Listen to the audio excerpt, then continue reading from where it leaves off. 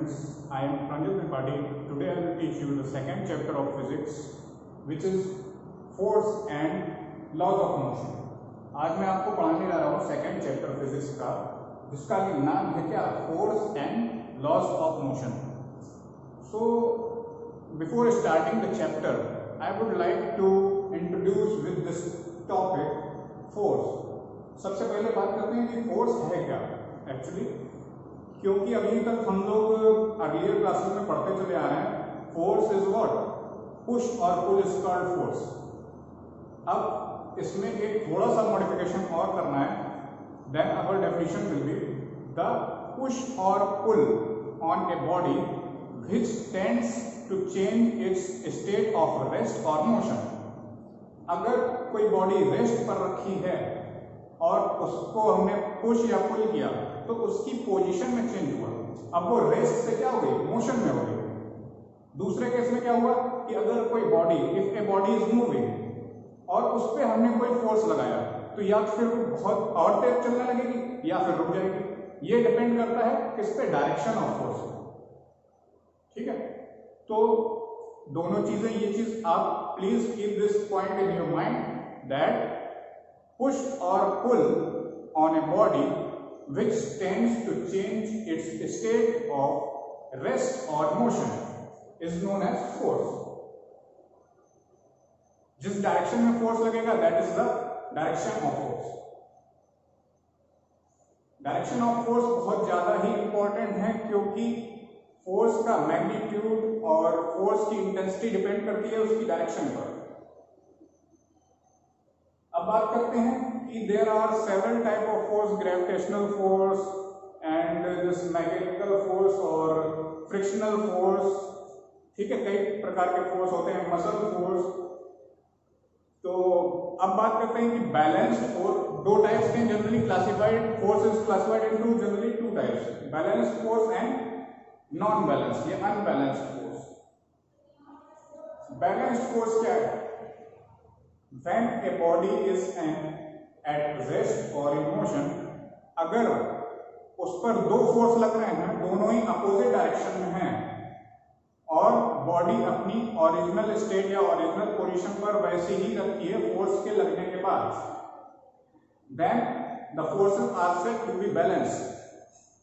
For example, table पर कोई object रखा, ये ऑब्जेक्ट रखा 3D ऑब्जेक्ट, इस पे एक फोर्स इस डायरेक्शन में लग रहा है और एक फोर्स इस डायरेक्शन में लग रहा है, लेकिन ये बॉडी अपनी ओरिजिनल स्टेट पर है, इससे मूव नहीं कर रही है. दो फोर्स लग रहे हैं, इधर से फोर्स है, इधर से force Y, but there is no change in its position. It is at rest from the initial point to the final point.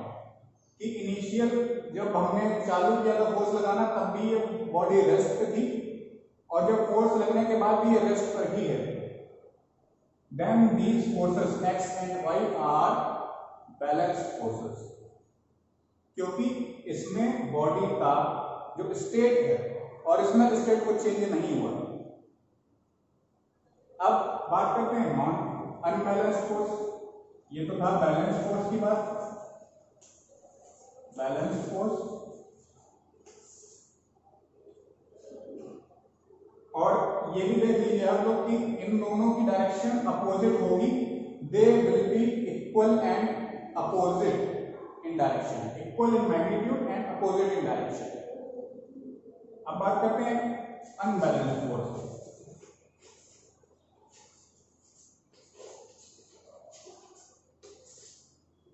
फिर से सेम एग्जांपल लेते हैं. कोई बॉडी रखी है टेबल पर, एक तरफ से फोर्स एक्स लग रहा है, एक तरफ से फोर्स वाई लग रहा है, but we see that the body is displacing in any direction. The body is displacing in a certain direction. किसी एक निश्चित डायरेक्शन में बॉडी डिस्प्लेस खिसक गई थोड़ी सी, तो इसका मतलब क्या हुआ कि एक तरफ से ज्यादा ताकत लग रही, ज्यादा फोर्स लग रहा है. कोई ऑब्जेक्ट है, आप लोग घर पे देखते होंगे, आपके भाई बहन है, एक तरफ से आप धक्का मारते हो, एक तरफ से वो धक्का मारता है, तो जीतता कौन है? जिसके पास ज्यादा ताकत होती है, जिधर से ज्यादा फोर्स लगता है। तो अगर बाई चांस हमने मान लिया कि ये बॉडी इस डायरेक्शन में डिस्प्लेस हो गई, इसका मतलब क्या हुआ कि वाई डायरेक्शन के पास फोर्स ज्यादा है, वाई फोर्स जो है एक्स से ज्यादा है। The magnitude of this Y force is more than the magnitude of force X, और जिसका मैग्नीट्यूड ज्यादा होगा उसी फोर्स की डायरेक्शन में ऑब्जेक्ट डिस्प्लेस होगा। Got it? अब बात करते हैं कि फोर्स तो है लेकिन इसकी यूनिट क्या है? It's SI unit is Newton.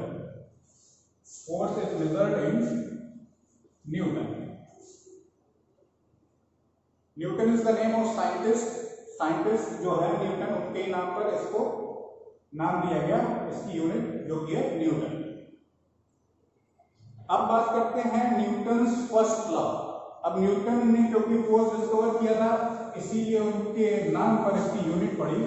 अब उन्होंने कुछ लॉज दिए थे फोर्स के। न्यूटन जी ने कुछ फोर्स के लॉज दिए। Basically there are 3 laws that Newton gave. तो बात करते हैं सबसे पहले, let's start with the first law, Newton's first law of motion.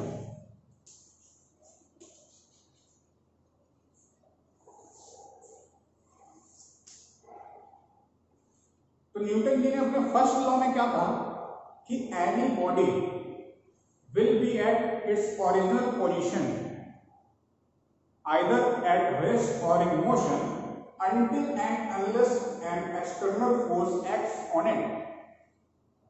Means क्या है कि न्यूटन जी ने कहा कि कोई भी बॉडी अगर रेस्ट पर रखी है तो वो अपनी पोजीशन रेस्ट पर ही रहेगी जब तक उस पर एक्सटर्नल फोर्स नहीं लगाया जाएगा।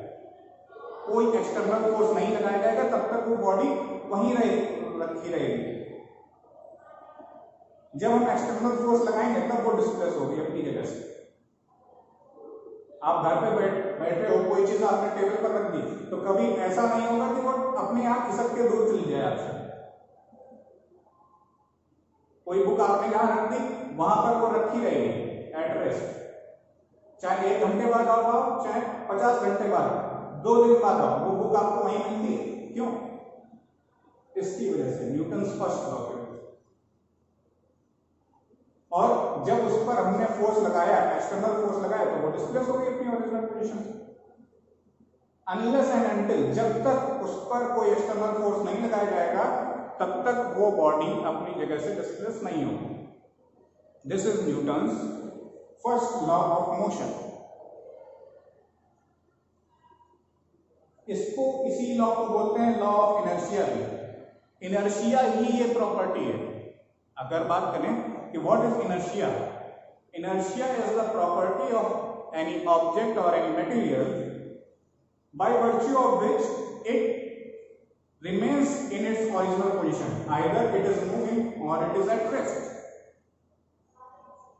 कि inertia क्या है? inertia एक ऐसी प्रॉपर्टी है किसी भी मटेरियल या ऑब्जेक्ट की जिसके कारण वो ऑब्जेक्ट या कोई भी बॉडी रेस्ट पर रखी है तो वो रेस्ट पर ही रखी रहेगी, और अगर मोशन में, if it is in motion then it continues to be in motion unless and until an external force acts on it. जब तक कोई एक्सटर्नल फोर्स उस पर लगाया नहीं जाएगा तब तक वो बॉडी मोशन में ही रहेगी। एक एग्जांपल लेते हैं कि आप फ्लोर पे एक बॉल को रोल कर रहे हैं, आपने बॉल फेंकी लेकिन कुछ देर बाद वो रुक जाती है। क्यों? क्योंकि उस पर फ्रिक्शनल फोर्स लगा है। फ्रिक्शनल फोर्स कहां पर लगता है? 2 सरफेस पर जो कि एक दूसरे पर रगड़ खा रही है, there would be frictional force. Frictional force वहां पर लगता है जहां पर 2 सरफेस आपस में एक दूसरे पर ओवरलैप करती है।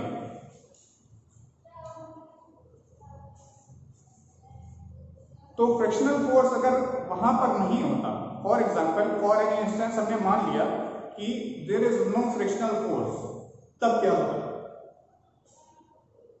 तब होता ये कि हम बॉल फेंकते, बॉल चलती चली जाती दूर तक, रुकती ही नहीं। क्यों? क्योंकि उस पर कोई फोर्स ही नहीं लगता। By virtue of Newton's first law the body will keep going and going, will be its original position of motion. वो अपनी ओरिजिनल पोजिशन में रहेगी मोशन में। क्यों? क्योंकि उस पर कोई एक्सटर्नल फोर्स लग ही नहीं रहा। I hope it is clear now. Now moving on. अच्छा, एक बात और आप लोग समझ लीजिए कि इनर्शिया जो है वो प्रॉपर्टी है मास की। Inertia is directly proportional to mass. जितना कि मास होगा किसी भी बॉडी या ऑब्जेक्ट का, उतना ही ज्यादा उसका इनर्शिया होगा। The greater the mass of any body, the greater is the inertia.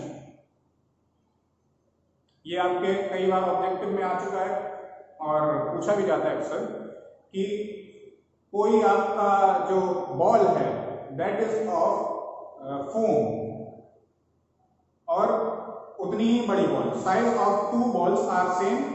एक बॉल आपकी फोम की बनी हुई है और एक बॉल सॉलिड बॉल जो है वो आपकी किसी भी मेटल की है, सॉलिड बॉल। ठोस जो है गेंद है, एक आपकी सॉफ्ट फोम की बनी हुई है और एक मेटल की बनी हुई है। तो किसमें ज्यादा इनर्शिया होगा? साइज दोनों के सेम है। तो फटाक से आप तुरंत से सोचेंगे कि क्या inertia is the property of mass. जितना ज्यादा मास होगा उतना ही ज्यादा इनर्शिया होगा। तो आप तुरंत बता दोगे क्या कि मेटल की जो बॉडी है, मेटल का जो बॉल है, क्योंकि उसका मास ज्यादा है इसलिए उसमें इनर्शिया भी ज्यादा होगा। Coming on our next topic, that is Newton's second law, second law of motion.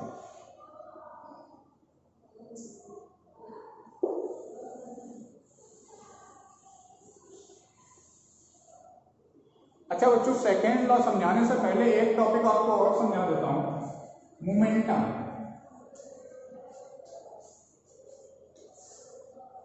Momentum, ये जो वर्ड है मोमेंटम, हम लोगों ने अपने जो daily day to day life में बहुत बार सुना होगा। We have come across this word several times in our day to day life, but कभी एक्चुअल मीनिंग पता की मोमेंटम की, मोमेंटम है क्या? In most of the books, there is no definition written of momentum. Momentum की कोई definition नहीं लिखी, बस इतना लिखा है कि मोमेंटम का एक फॉर्मूला होता है। मोमेंटम को जो रिप्रेजेंट किया जाता है वो P से रिप्रेजेंट किया जाता है। P is equal to mv. m is the mass of the body and v is the velocity. तो आपके बुक्स में जो डेफिनेशन होती है वो ये लिखी रहती है कि momentum is the product of mass and the velocity of any body. But actually momentum है क्या? Momentum is the intensity of force in any direction. Momentum क्या है? एक फोर्स की इंटेंसिटी है, जो फोर्स लगा वो कितना उसमें दम थी, कितनी ताकत थी। अब मोमेंटम का सबसे बढ़िया एग्जांपल कि आपकी जो क्रिकेट बॉल होती है, अगर वो स्पिन कर रहे हैं, अगर स्पिन बॉलिंग हो रही है, आपके पैड पे टकराई तो वो आपको हर्ट नहीं करेगी। बट अगर फास्ट बॉलिंग हो रही है और बाउंसर आके यहां पर आपके लगी हेलमेट पर, तो उसका इंपैक्ट बहुत ज्यादा होता है। क्यों? क्योंकि जो फास्ट बॉलिंग है उसकी वेलोसिटी, जो फास्ट बॉल आ रही है ज्यादा वेलोसिटी से आ रही है, ज्यादा वेलोसिटी से आ रही है तो मोमेंटम भी ज्यादा होगा। अगर अब क्योंकि जो मोमेंटम है वो डायरेक्टली प्रोपोर्शनल है। देखिए इज इक्वल टू ये लगा है, इसका मतलब क्या है? Momentum is directly proportional to mass and momentum is directly proportional to velocity. जितना ज्यादा मास होगा उतना ही ज्यादा मोमेंटम होगा, जितनी ज्यादा वेलोसिटी होगी उतना ही ज्यादा मोमेंटम होगा।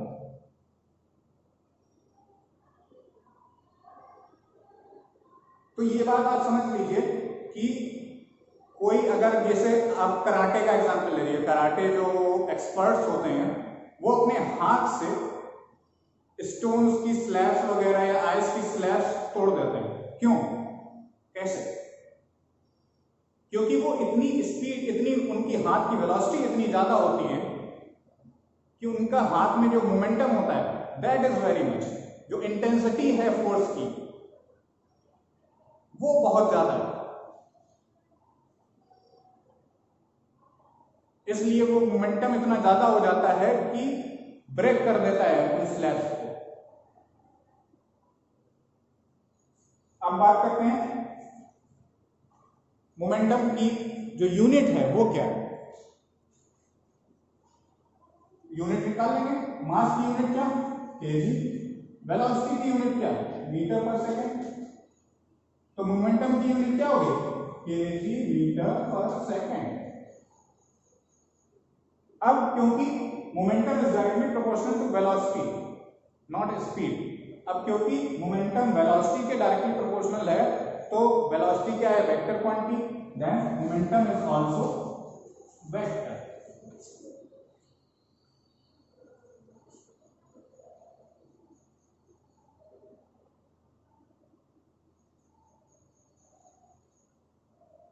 अब इतना आपने समझ लिया। अब इसके बाद आप लोग ये फॉर्मूला लिख देंगे और जो लास्ट लाइन है वो आप ये लिख सकते हैं, now we can define momentum as the product of mass and velocity. कि जो चीज हमें पता थी कम से कम लास्ट लाइन वो तो लिखना जरूरी है ना। फॉर्मूले से हम देख सकते हैं कि product of mass into velocity, तो वो चीज हमने एक लाइन बना के लिख दिया। वो चीज अगर आपके एग्जाम में पूछा जाएगा तो अब आप समझ गए कि मोमेंटम क्या है, उसके एग्जाम्पल समझ गए। Now we will discuss the second law of motion.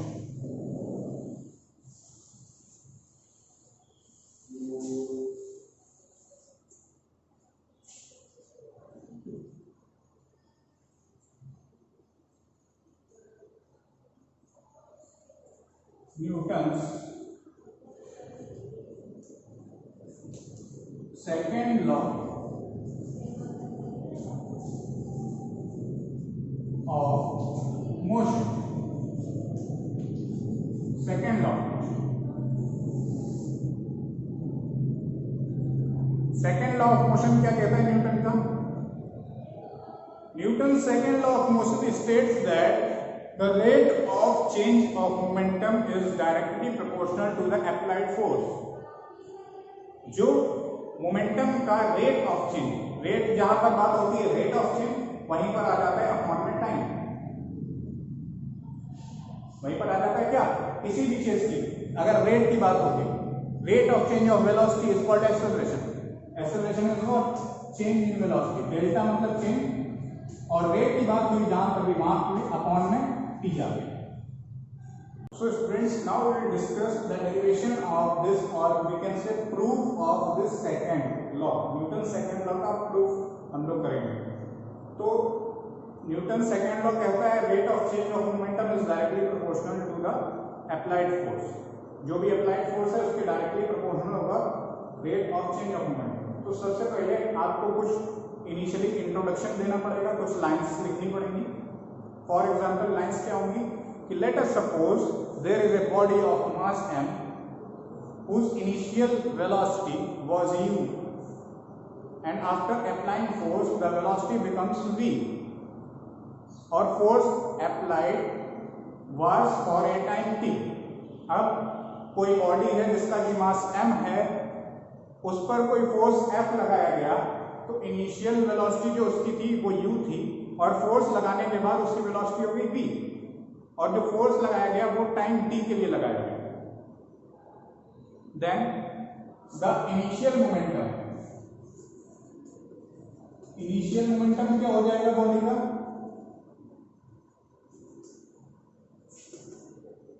mu। Final momentum क्या हो जाएगा,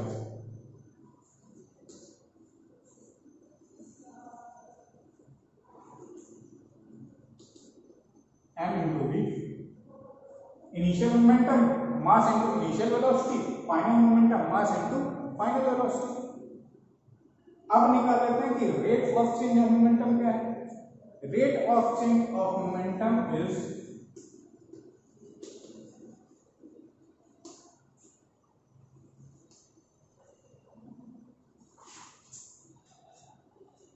equal to final momentum minus initial momentum upon T, final momentum minus initial momentum upon T. अब फाइनल मोमेंटम क्या था, value put कर दी यहां से mv minus mu upon T. यहां से क्या कर लिया, m कॉमन ले लिया, ये आ गया आपका v minus u upon T. Since we know that what is v minus u upon t, ये चीज क्या लिखी है, change in velocity upon time, या कह सकते हैं rate of change of velocity is what, acceleration. तो इस पूरे की जगह हमने क्या पुट कर दिया, इस पूरे की जगह हमने पुट कर दिया m into a, acceleration. Now according to second law of motion, second law of motion क्या कहता है, rate of change of velocity is directly proportional to the applied force। rate of change of velocity जो है वो applied force के equal होती है। तो यहीं से आप इसको क्या करना है, F is directly proportional to rate of change of momentum, अभी आपने यहां पर निकाला, ये आपकी वैल्यू आई। अब इसको हम लोग डायरेक्टली प्रोपोर्शनल कर देते हैं m into a। प्रोपोर्शनलिटी हटाते हैं तो क्या लगाते हैं, कांस्टेंट लगाते हैं a, m into a। अब ये a यहां पर क्या है, प्रोपोर्शनलिटी कांस्टेंट है।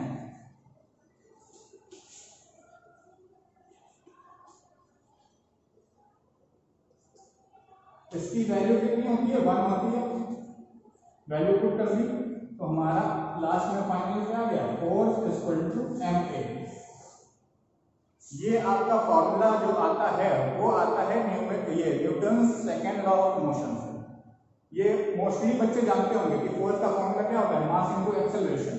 वो फॉर्मूला आया कहां से, वो फॉर्मूला यहां से आया।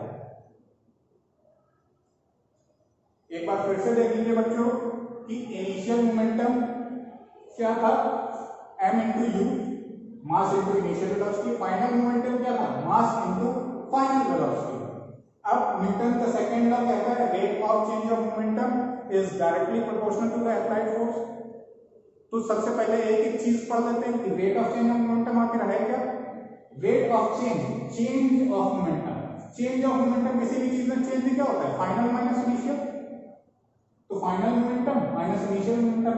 रेट हमने बताया कि रेट जहां पे भी रेट की बात होगी वहां पर अपॉन में टी आ जाएगा। तो इसकी फाइनल मोमेंटम की यहां से वैल्यू, फाइनल मोमेंटम की यहां से वैल्यू रखी mv, और इनिशियल मोमेंटम की यहां से वैल्यू रखी mu अपॉन टी किया, m कॉमन ले लिया, v माइनस u आ गया ब्रैकेट में, अपॉन टी वैसे ही तो वैसे रखा था। अब हम लोग देख सकते हैं कि v minus u upon T that is the formula of acceleration ना। एक्सेलरेशन m की जगह, इसकी जगह क्या पुट कर दिया, m into a, ये पूरा छुपा के इसकी जगह क्या पुट कर दिया, एक्सेलरेशन। सिंपल सी बात।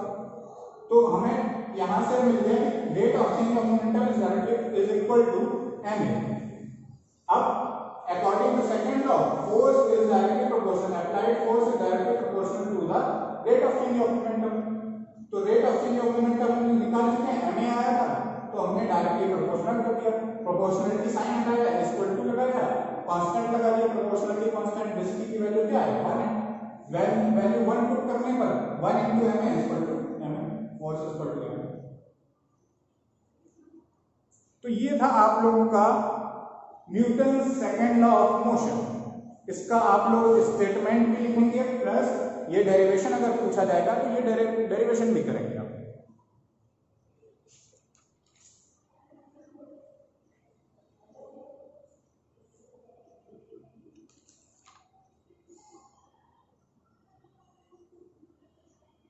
यूनिट आपको बता ही चुका हूं कि यूनिट क्या है फोर्स की, न्यूटन।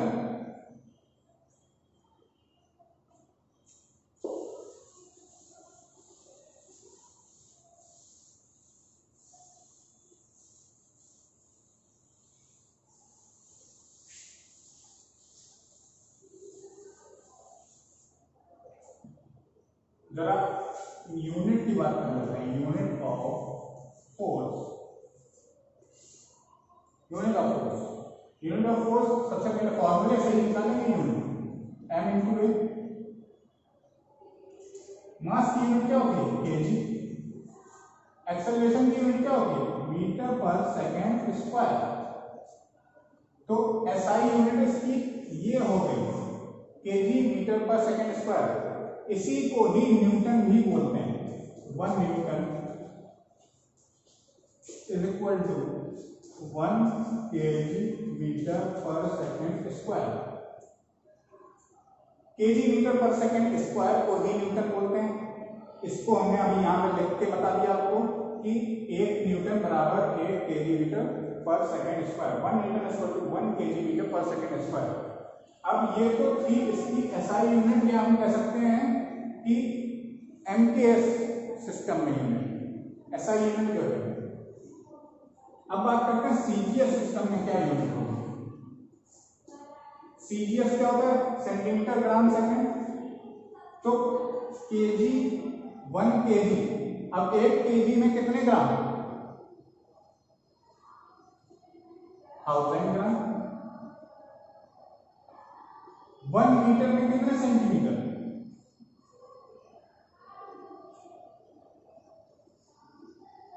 100 सेंटीमीटर। अब ये बदल गया 1 केजी में ग्राम में बदल गया, मीटर सेंटीमीटर में बदल गया, ये आ गया is equal to 10 to the power 5 gram per centimetre second square. अब एक यूनिट इसकी है डाइन, जैसे कि इसको बोलते थे KG metre per second square को बोलते थे न्यूटन, ग्राम सेंटीमीटर पर सेकंड स्क्वायर को बोलेंगे dine, DYNE।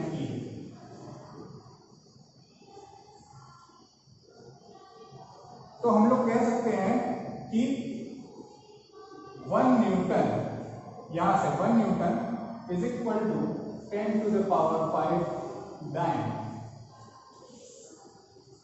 This relation is often asked in your competitive exams as well as domestic exams. ये रिलेशन अक्सर पूछा जाता है कि 1 न्यूटन में कितने डायन्स होते हैं। तो 1 Newton is equal to 10 to the power 5 dyne. Okay students, that was for today. It's time to sign off your class. Thank you.